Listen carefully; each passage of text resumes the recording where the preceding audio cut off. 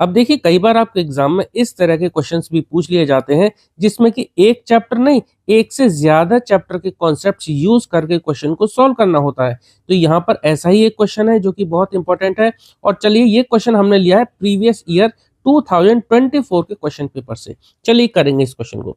In the given figure PA and PB are two tangents drawn to the circle. देखिए ये एक circle है, इसमें PA और PB दो टेंजेंट्स हैं इस सर्कल पर, with centre O and radius 5 centimetre. यहाँ सेंटर O दे रखा है और यहाँ पर देखो रेडियस दे रखी है 5 सेंटीमीटर।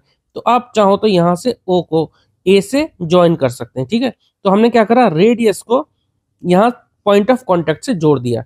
ये हमारी एक टेंजेंट है और ये रेडियस है, तो यहाँ पर 90 डिग्री एंगल बनाएगा, ठीक है। आगे पढ़ते हैं। If angle APB equal to 60 degree, APB ये एंगल दे रखा है 60 डिग्री, यानी कि इन दोनों टेंजेंट्स के बीच में एंगल है 60 डिग्री।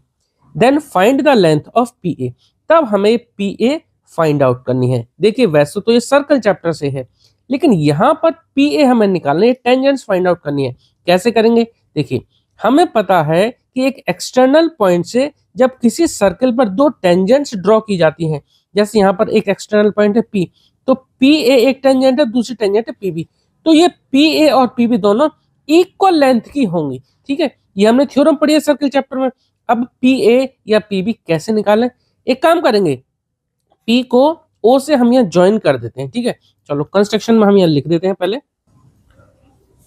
तो कंस्ट्रक्शन में हम लिख देते हैं ज्वाइन O से P को जोड़ देते हैं, तो ज्वाइन OP या POB लिख सकते हैं। अब देखिए ये हमारा सेंटर है, सेंटर से जब हम इसको जोड़ेंगे ना, देखो इस तरह से जब हमने जोड़ा, देखो P से, और थोड़ा सा डार्क कर देता हूँ, जब PO को हमने ज्वाइन किया तो एक ट्रायंगल ये बन जाएगा और दूसरा ट्रायंगल हमारा बन जाएगा ये। यहाँ देखो ये B एक पॉइंट ऑफ कॉन्टेक्ट है, तो B जो पॉइंट ऑफ कॉन्टेक्ट है यहाँ से सेंटर को जोड़ देता हूँ। तो देखो ये ट्रायंगल, ये दोनों ट्रायंगल आपस में कॉन्ग्रुएंट होंगे। देखिए कैसे होंगे, यहाँ पर देखो इन दोनों ट्रायंगल में ये एंगल और ये एंगल 90 डिग्री, कोई भी टेंजेंट रेडियस से 90 डिग्री बनाती है, ये बीच में कॉमन है, ठीक है। और ये दो रेडियस हैं, तो राइट एंगल, हाइपोटेन्यूज और साइड, तो RHS से दोनों ट्रायंगल कॉन्ग्रुएंट होंगे। एक बार हम फटाफट से लिख देते हैं, हालांकि आप इसको डायरेक्ट भी लिख दोगे तो भी कोई दिक्कत वाली बात नहीं है।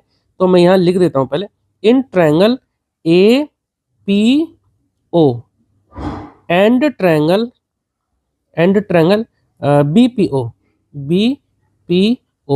देखो यहाँ पर एंगल OAP इक्वल होगा एंगल OBP।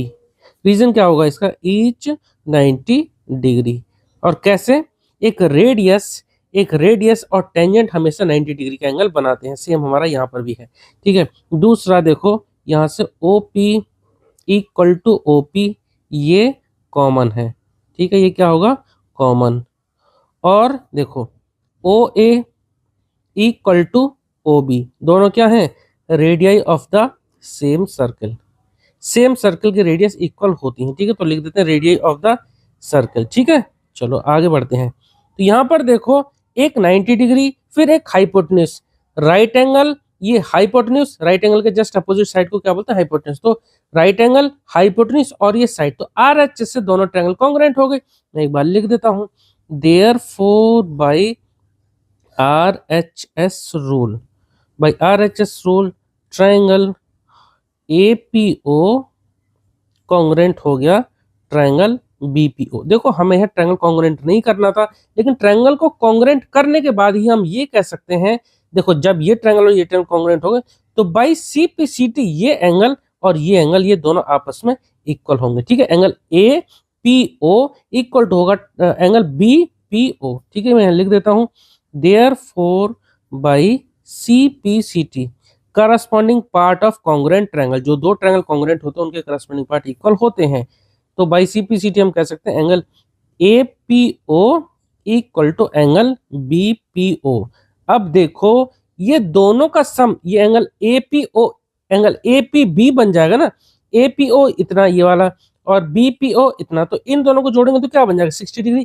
तो ये दोनों एंगल इक्वल है और ये दोनों का सम 60 डिग्री है, तो ये कितना हो जाएगा, 30 डिग्री ये हो जाएगा और 30 डिग्री की ये, तो दोनों एंगल कितने हो जाएंगे, 30 डिग्री के हो जाएंगे। तो यहाँ से हम ये कह सकते हैं मैं यहाँ लिख देता हूँ, it implies that angle APO कितना बन जाएगा, मैं डायरेक्ट लिख देता हूँ, एंगल APO बन जाएगा 30 डिग्री। ये अंडरस्टूड है।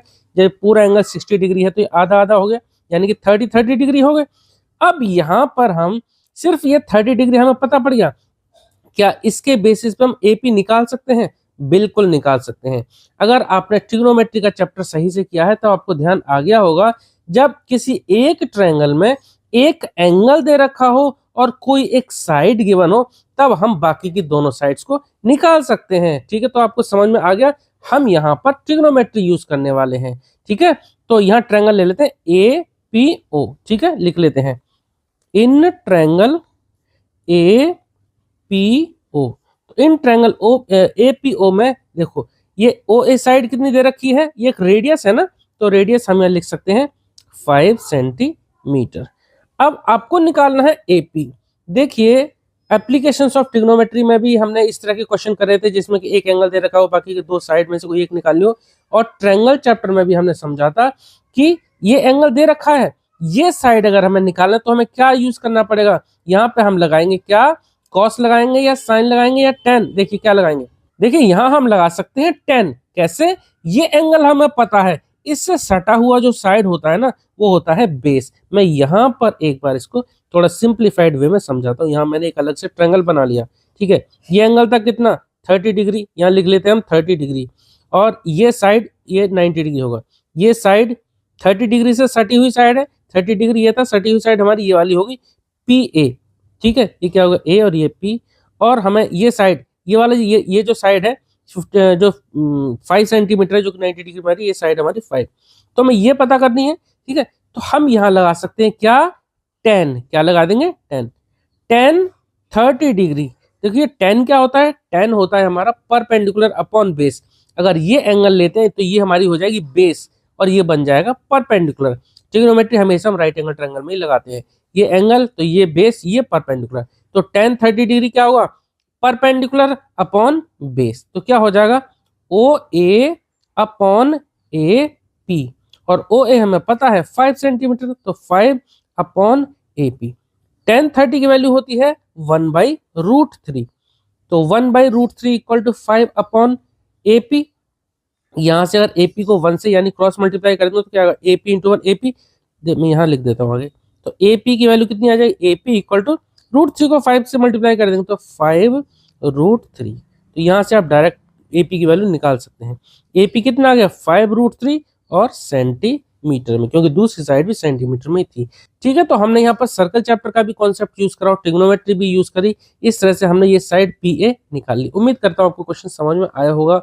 इस तरह के क्वेश्चंस आपके एग्जाम में फ्रीक्वेंटली पूछे जाते हैं। चलिए मिलते हैं नेक्स्ट वीडियो में। Okay, thank you.